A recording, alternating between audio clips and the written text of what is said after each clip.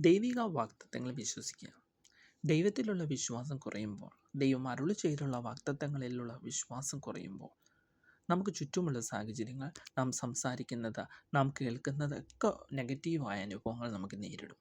അതിന് ഏറ്റവും ഉത്തമ ഉദാഹരണം ബൈബിളിലുള്ളത് പഴയ നിയമത്തിൽ മോശ 12 ഗോത്രപിതാക്കന്മാരെ കനാൻ ഉറ്റുനോക്കുവാൻ വേണ്ടി അയക്കുന്നുണ്ട്.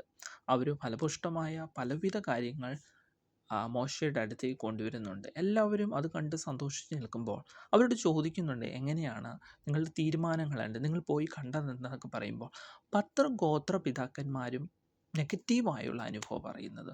ഒന്നും നടക്കത്തില്ല, നമ്മളെക്കാൾ വലിയ ആൾക്കാരവിടെ ഉള്ളത്, നമുക്കവരെ കീഴടക്കാൻ പറ്റത്തില്ല, അവരുടെ കയ്യിലുള്ളതും അവരുടെ ഹൈറ്റും അവരുടെ വെയ്റ്റും അവരുടെ കാര്യങ്ങളൊക്കെ പറയുമ്പോൾ 90% ഇവിടെ നെഗറ്റീവായ കാര്യങ്ങൾ പറയുമ്പോൾ ജനമെല്ലാം മാനസികമായി തളർന്നിരിക്കുന്ന അനുഭവം.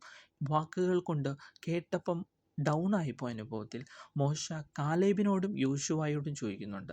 10 പേരും നെഗറ്റീവായി പറയുമ്പോൾ വെറും 2 പേര് എന്താ പറയുന്നതെന്ന് കേൾക്കാൻ വേണ്ടി നിൽക്കുമ്പോൾ 2 പേരും പോസിറ്റീവായിട്ടുള്ളതാണ് പറയുന്നത്.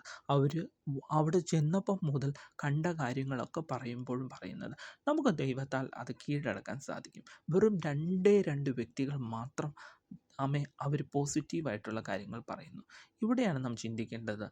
90% നമ്മുടെ കൂടെയുള്ളവർ പലപ്പോഴും നെഗറ്റീവായ അനുഭവത്തിലൂടെ പറയുമ്പോൾ നമുക്ക് കേൾക്കുമ്പോൾ തന്നെ, ഓ, എന്നെക്കൊണ്ട് ഇത് ചെയ്യാൻ പറ്റുമോ, നിന്നെക്കൊണ്ട് ഇതിന് പറ്റുമോ, നിനക്ക് ആ കാര്യം ചെയ്തെടുക്കാൻ പറ്റുമോ, നിനക്കതിന് സ്കില്ലുണ്ടോ, നിനക്ക് വേണ്ടി ആരത് സംസാരിക്കും, നിനക്ക് എങ്ങനെ അത് ചെയ്യാൻ പറ്റുമെന്ന് അനേക നെഗറ്റീവ് കമൻറ്റ്സ് നമ്മുടെ ചുറ്റുമുള്ളപ്പോൾ 2 പോസിറ്റീവ് കമൻറ്റുകൾ മാത്രം അവിടെ യോശുവയും കാലേബും പറയുന്നത്. ഇതുപോലെയാണ് ദൈവം അരുളി ചെയ്തിരിക്കുന്ന വാഗ്ദത്തങ്ങൾ ഒത്തിരി നെഗറ്റീവ് കമൻറ്റ്സും ഒത്തിരി നെഗറ്റീവ് റെസ്പോൺസുകളും നമുക്ക് ചുറ്റും നിൽക്കുമ്പോൾ വിശ്വസിക്കുക, അടിയുറച്ച് വിശ്വസിക്കുക.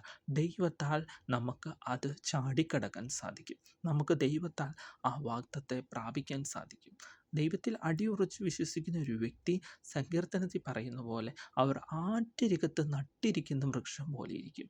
ഏത് പ്രതികൂല കാറ്റടിച്ചാലും ഏത് പ്രതികൂല കാലാവസ്ഥയിലൂടെ കടന്നു പോയാലും അവരവിടെ ഉറച്ചു നിൽക്കും. തീർച്ചയായും ദൈവത്തിൽ നാം അടിയുറച്ച് വിശ്വസിക്കുക, ദൈവത്തിൻ്റെ വാഗ്ദത്തങ്ങൾ അടിയുറച്ച് വിശ്വസിക്കുക. എല്ലാം നമുക്ക് പോസിറ്റീവായും വരും. നെഗറ്റീവിനെ പോസിറ്റീവാക്കി മാറ്റുന്ന ഒരു ദൈവമാണ് നമ്മുടെ കൂടെ ഉള്ളത്.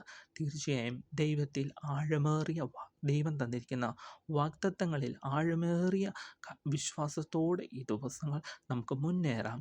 നെഗറ്റീവിനെ ദൈവം മാറ്റിത്തരും. നമുക്ക് ദൈവം അനുകൂലമെങ്കിൽ പ്രതികൂലം 6.